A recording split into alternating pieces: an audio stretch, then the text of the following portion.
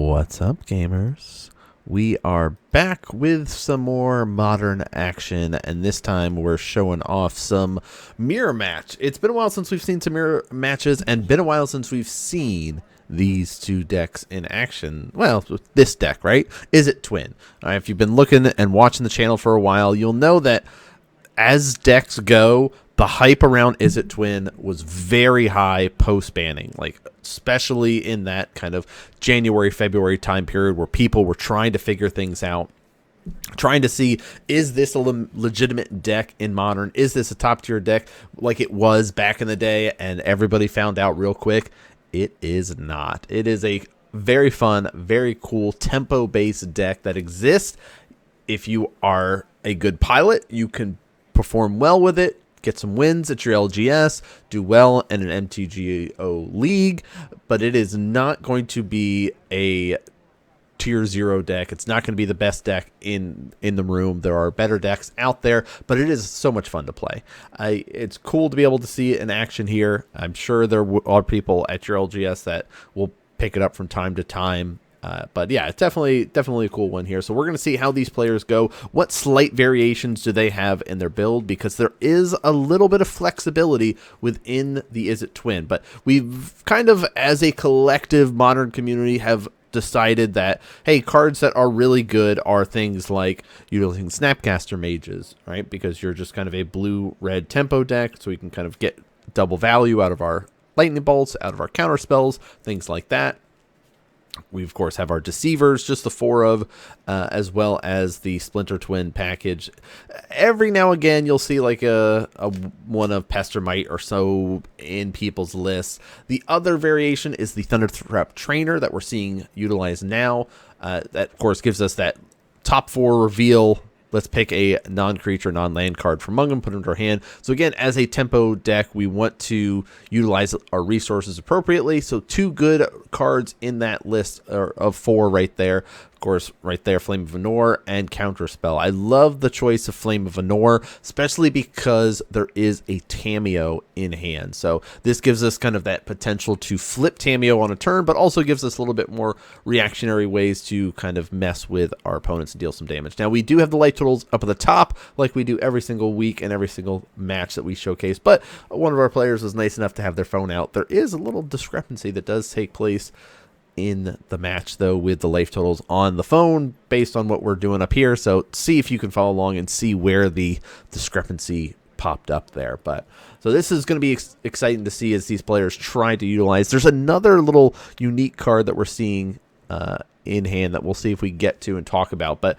one of the things players are going to try variations, like we talked about, the flexibility of the deck, besides the wizard package with our Otter Wizard here, our Snapcasters to utilize Flame of Venor, but the Flare of Denials, some combinations are in there. We also see additional counter spells that people might use. But we also see kind of other ways to get card advantage. Players will, try to do things like expressive iterations. Some players will utilize Ragavan to try to get some treasure, try to steal some cards off the top. Some players will, adjust and say, I have a top end that I'm looking for that, yeah, let's grind, let's go for the twin, but also here's a couple Murktide that I've put in the list, right? Like a 2 of Murktide that if the game goes long enough and we've grinded and you've answered my twin, or you have brought in sideboard hate to disrupt and stop my twin combo. Narcomentas, surgical extractions, things like that you can be able to search and rip the combo pieces out of your opponent's deck.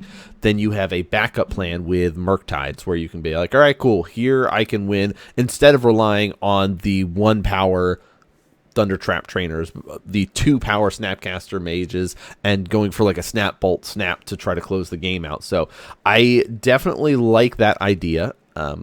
There are some variations that are also utilizing more of a Blood Moon type effect, whether they're running the main board Blood Moon, because again, you need double red in order to cast Splinter Twin. Also, we're seeing some that are running, because of the Wizard package, the Harbinger of the Seas, and go kind of the heavier blue elements to it. But then if you are running that route, you need to run a few more basic mountains. I'd recommend probably 3, which makes it harder when you're like, my deck is full of all these double blue stuff, like, you know, utilizing things like counterspell in particular. So there's some flexibility like we talked about in how you play it. But you can see just barely poking out in the hand there is the Jace the Mind Sculptor. A nice little one of, fun of that exists. Maybe some players are running like 2 of in here, but part of the benefits are utilizing it with something like a Tameo, being able to brainstorm and just immediately flip a Tameo is amazing. So we're going to see how things work out if that becomes relevant in here. With a mirror match, you know, we're seeing kind of this like poke, prod, deal damage. It's definitely, when you're doing 2 blue decks against each other, a lot of the who is going to react first. So we see a Tameo try to get landed. We're going to respond to a Bolt, which we're fine with, not going to fight over. I mean, one thing to note, too, is, like, look at all these great sign cards. I don't know. I you know how much I love sign cards. I talk about it with my Infect deck. That's, like, my first love when it comes to Modern, and I've been hunting signatures for that. And then they, every so often, print new cards, and then I don't end up having a fully signed deck. But also, if you guys haven't subscribed yet, what are you doing? Monday and Thursday, always new gameplay content for you to be able to enjoy. We keep talking about it. As we get closer to summer, there will be a big push for Saturday content as well there. But getting back into this match here, it is that kind of who's going to jump first, right? Who's going to pull the trigger? Who's going to go and try to combo off first? And right now it's the let's chip away here. Let's poke in, do a little bit of damage, see what we can make happen. No Splinter Twin available yet for either player. Nice signed version of Snapcaster Mave. Going to come out here with a Bolt availability. We'll let the Snapcaster go. We're going to target the Lightning Bolt, which we already assumed is going to be the case. So how do we respond here? I mean, yeah, so it says Snapcaster's good. Let's go to blocks. Block in the Deceiver. Go to damage.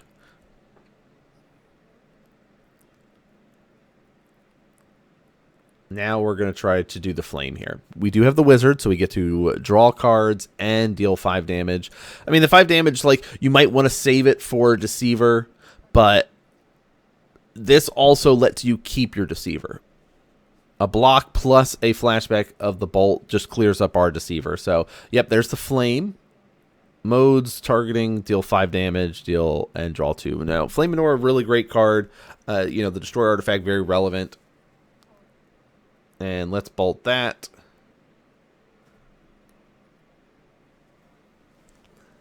And there's the 2 cards drawn. So, nice little absorption there.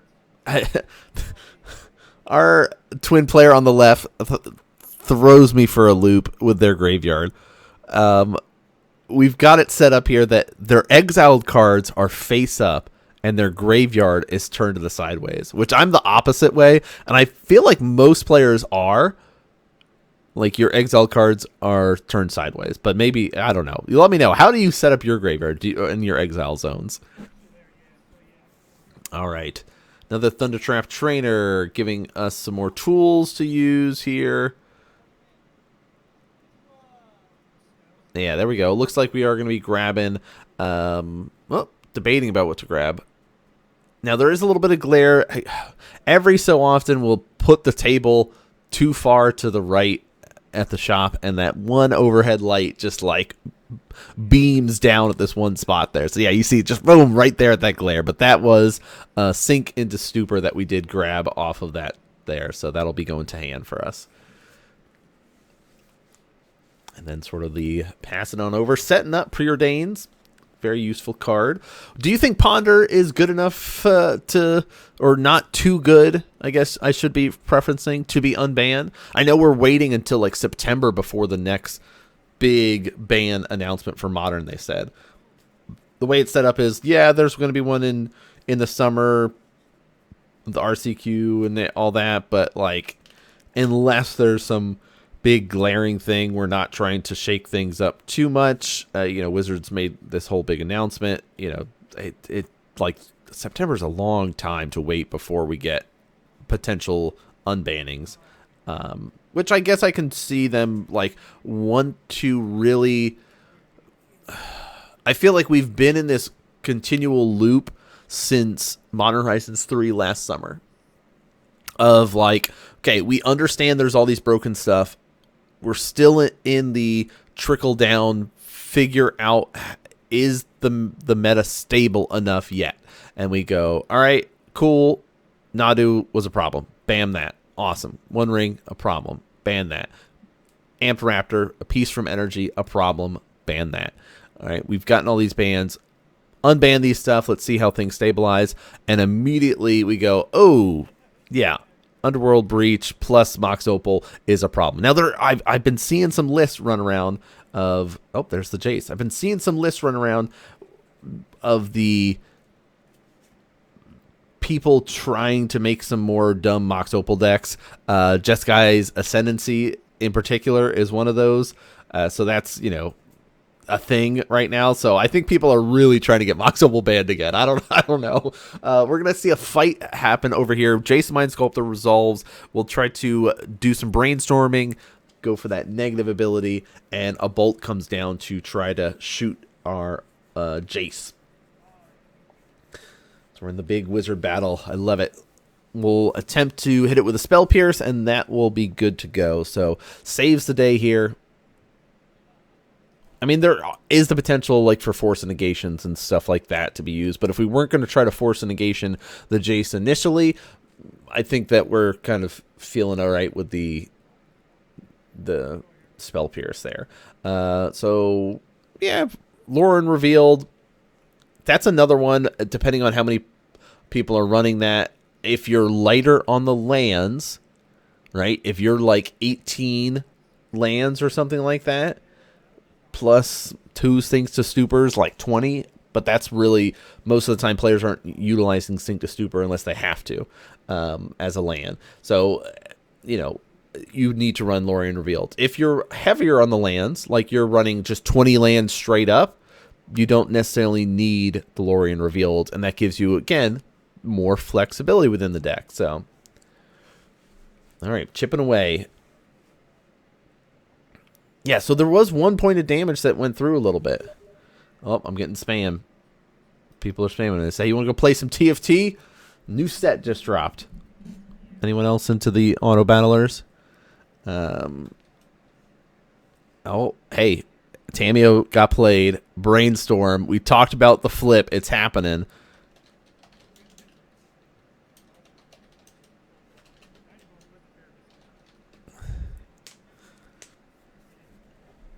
All right, so Tamio, we're not worried so much about the clues. It's great and all that, but the big thing is draw your 3rd card in a turn, and we definitely did there with the immediate flip. Now, what's great is Tamio in the mirror matchup really messes things up because we've talked about most of the players that are running Izzet Twin are on a Deceiver package, and when you have a Tamio that's flipped and you uptick, it basically turns all the Deceivers into 0-4s. So here's the Deceiver going to try to come in and flash himself in here, see if he can make something happen. I mean, we're safe, right? Tamio can't die. Jace can't die here. If you play Splinter Twin, yeah, you got to do some tapping and stuff, but, I mean, they're a bunch of 0-4s when they attack. But we have a lot of resources here to be able to respond to it.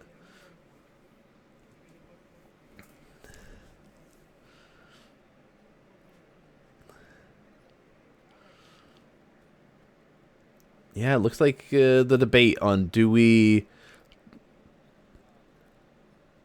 let it resolve? Yeah, it looks like we're good letting it resolve. Let's tap down one of your lands. Response now to the trigger, or the target from the trigger. Let's do some, yeah, Hadouken.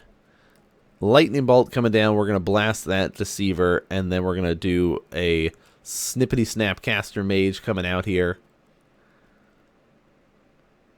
Flashing back that Lightning Bolt, and let's kill that Deceiver.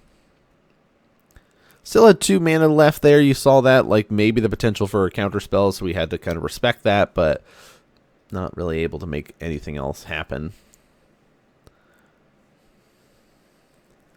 All right, untappies. 5 mana available to us, but we're, again, we talk about this before, that advantage meter is clearly on the right-hand side of the screen, favoring our Izzet Twin player with all the Planeswalkers available. They've got some threats. No way to combo off and win at the moment, but we are chipping away, poking in, dealing some damage. Here's another Snapcaster. Do we have anything of value in the graveyard? Preordain? All the bolts are gone.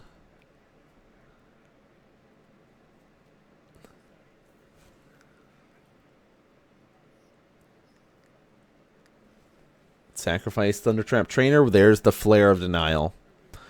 I have 2 of in my Izzet Twin list. I mean, you all know that. Oh, there's the counterspell. Let's do some wizard battles.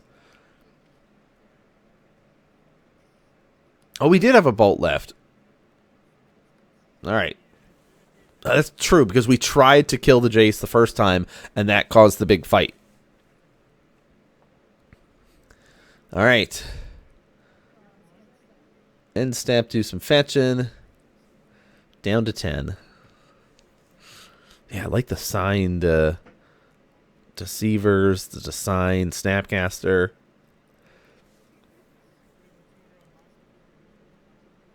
We have 2 cards left in hand. I don't know if we've got very many flares on the left-hand side. It seems much more of the traditional, almost Murktide style.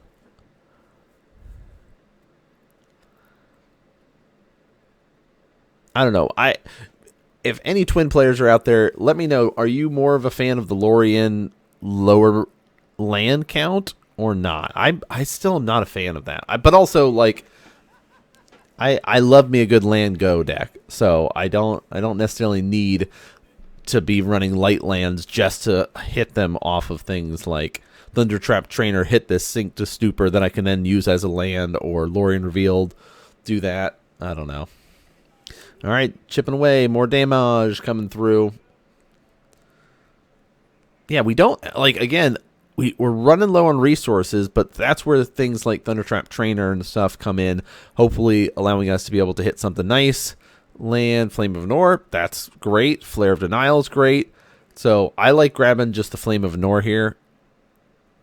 Yes, the Flare of Denial does provide a little bit of,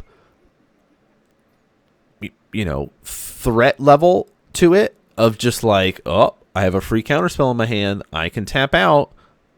That sort of element to it. Like, you know, that dance that players will do over, are you going to counter this or not? But I think the Flame of Nor is the better choice there because of things like, kill this, draw cards, you're tapped out, let's just do what we need to do. Now we're doing all of these stuff. We did just draw into the Splinter Twin, and now we can be able to get back some more of our counter spells, utilizing Tamio's minus ability here, and we'll return this and immediately get that full grip worth. We had 2 cards essentially in hand, and drew back up to 5 cards in one turn, which is awesome to see. 3 cards in hand for our Twin player on the left, trying to make something happen to maybe piece together something to put a stop to a potential combo. Let's see. Knowing that we got to, again, fight through a Flare of Denial is going to be a tough one. So let's see. Here's the 4 mana. Double red, double white. Double white. Double red, double blue. Attempt to Splinter Twin onto Deceiver to make 8 of these. Hey, there we go. That's a good way to fight over it. We're going to attempt to use this Deceiver. And we're not even going to do a flare. We're fine with it. So, yeah, that's fine.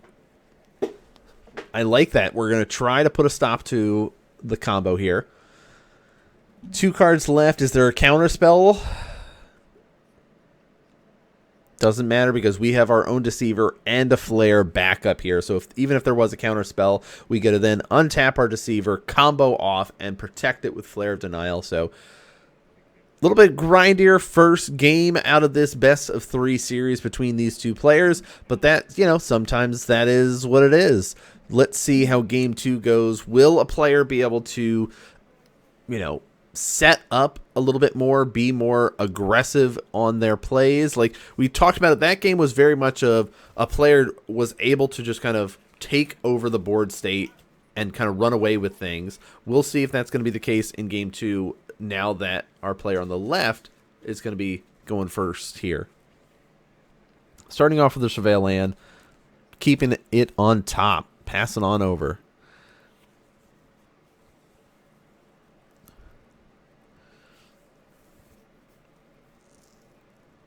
All right, so while we got everybody still with us, thanks for hanging out, y'all. We do have a lot of really good games in the works, in the queue, to be able to enjoy and watch in the near future.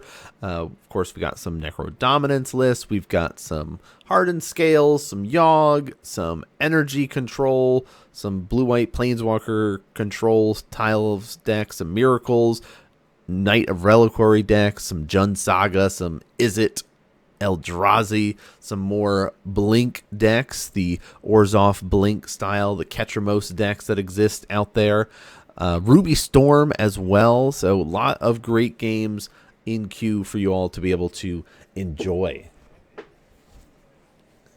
All right, Basic Mountain leading us up most likely with a Thunder Trap to follow it up. Yeah, there's the Thunder Trap. Again, the hand looks like we're maybe missing a land. So maybe no follow-up. And there is 3 lands and a Tamiyo fail to find. Oh, that's the downside to Thunder Trap Trainer, and that will happen. And it's always a feel bad when it does. Expressive Iteration. Yeah, so this does look a lot more like a Murktide style with the expressives. At least that's the way it reads to me. Now, it's been a while if you haven't seen Expressive. It used to be like all the rage in the Izzet Murktide list back in the day. And now you kind of basically look at 3 cards, exile 1 that you got to play this turn, and, you know, 9 times out of 10, you're hoping to hit a land of those 3 that you can just immediately play it. So that's why players are kind of that turn 3 is the sweet spot to use your Expressive Iteration. You then get 1 card added to your hand and then put 1 card on the bottom. So really great card advantage engine within the Izzet sphere. We get lands going, set up. Oh, look at that sweet mountain. Now that's a cool one. All right, fetching away. Another basic. We love to see it.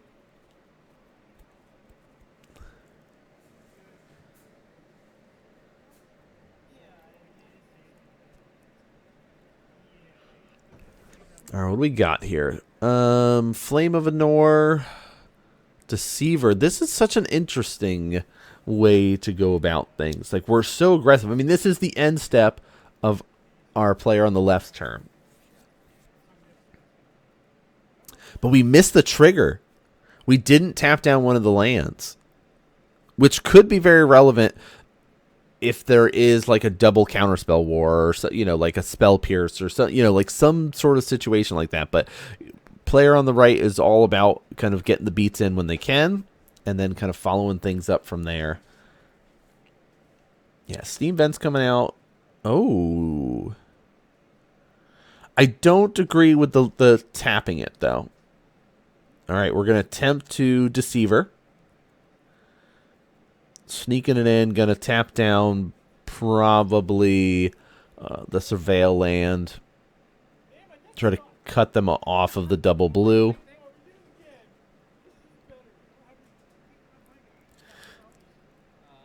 All right, we're good with it. ETB, yeah. So then we did not miss our trigger here. Definitely going to be tapping that down. So it looks like we got some choices. I don't know. I wouldn't have mind just countering it there.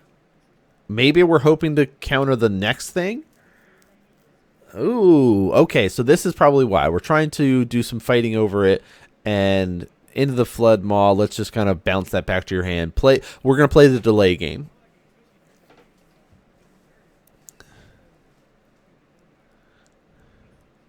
But I think this is also like that moment where I wish I had that Steam Vents untapped. You know, that life is a resource in this game. Please utilize it. Shock your lands in so you can utilize it. Because situations like this where you have to have a wizard battle and you could use that double blue. Here's a Force of Negation going to come out here. Stop that. We're going to pitch the Spell Pierce. So then that kind of gives us that indication that but we could have hit with the potential to counterspell and stop that. Now we're left with a mountain and an island and hope that our opponent doesn't have a twin.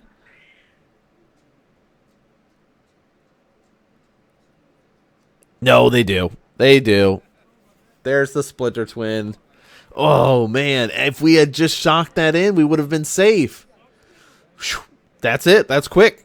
That's the fun part of Twin. If you've never been able to just do that, where you're just like, I want to just jam this in and see, can you stop this? Right? Like, I don't know. There's like, maybe that's the Infect player in me. That's like loving that mentality of like, do you have it? Do you have an answer to this? Or are you dead? Like, it's such a good feeling. I don't know. Maybe on the receiving end, not so much. But when you're the one that's like implementing that stuff, killing people with Infect, killing people with Splinter Twin, it's definitely a feeling worth chasing.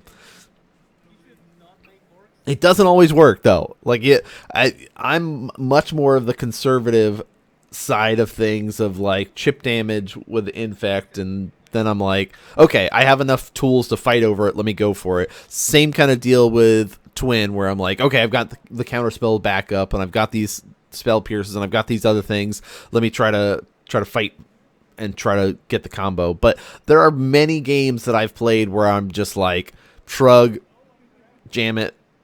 Can you stop me? Oh, a mulligan to 4 in game 3 is a bad feeling. Oh, and we have 2 Force of Negations, 2 lands. That's not the worst keeper for 4, because we just need to get some creatures and we can try to stop, but our opponent setting up with a Preordain is not a fun feeling.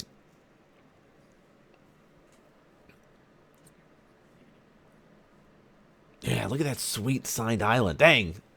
Getting me all hyped about signed cards again. Maybe I'll go hunting signatures at Vegas this year. Only a couple more months left until Vegas. Surveil Land's going to get fetched up. That'll help us out a little bit. Give us a little bit more information knowing that we have such, few choices available to us.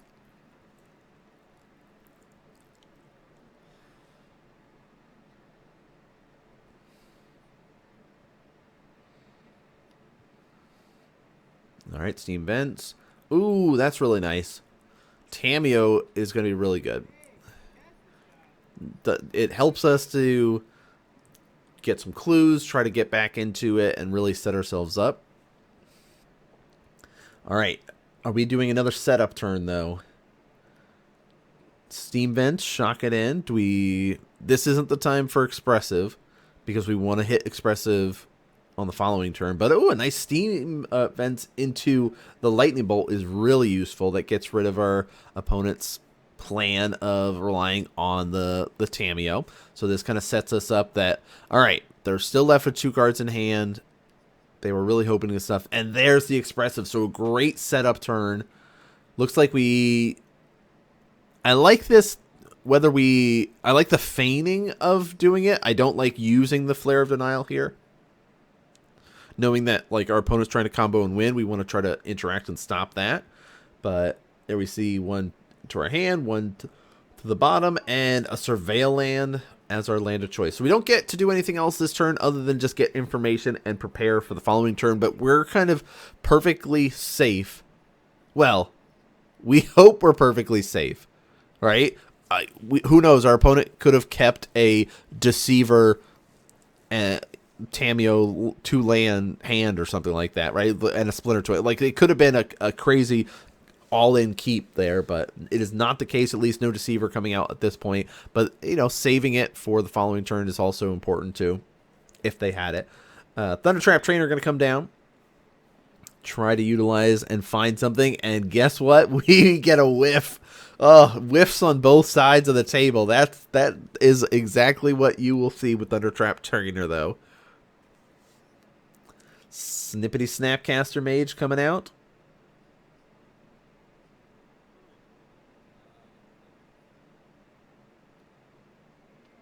And Tamiyo. So no targets. Again, we don't have any instant or sorceries in the graveyard there, but Bolt. Oh, let's just keep that Tamiyo off. All right. I mean, that sucks. We need the Tamiyo for resources. We need the Tamiyo out as well. Oh, we're going to fight over it. Flare of Denial going to come out. We'll counter the Lightning Bolt. Hope that there's no more interaction, or at least no Snapcaster to come out next turn. And left with one card in hand. Let's see. Another Surveil land getting used. I like the double in the twin list. I think it's really, really nice and helpful. All right. What do we got here?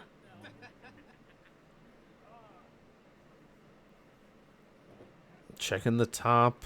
Debating. Fine with it. All right. That's the thing, too. If you're using the Surveil lands, take a minute. Think about it. Look at your hand. Consider what you've got, what your choices are. Work through the couple of lines that are coming up. See kind of your path to victory there. Or at least see your next couple of moves laid out. All right, response to combat. Here is the Deceiver coming out. All right, let's try it. Here's a hard cast of the Flare of Denial. And a counterspell is going to put a stop to that. One card left in hand. Tamiyo's tapped down. Do we have any way to stop? I mean, there's been so many resources gathered for our player on the left. Oh, even better. Let's do a check. Surgical Extraction, 2 life. Let's go through and strip away that Flare of Denial. See if there is any possible chance of us just getting blown out by if we tried to go for the twin. There's one. There's 2 in the graveyard already. Let's go find a second one. Bam, there's all 4. And we see that there is a Misty, so we're all clear. Shields are down. Oh, another sweet sign card. And it's got the green signature on it, too. I dig it. I dig it.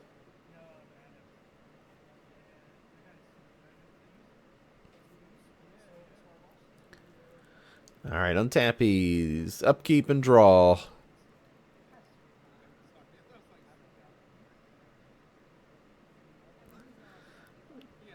He says, I'm F6, you know I can't do anything. And there's the twin for the win. Oh, the Mold of 4 hurts. We still have the counterspell backup and another Deceiver. That was a scary, scary set of cards there. Oh, Mold of 4 is tough.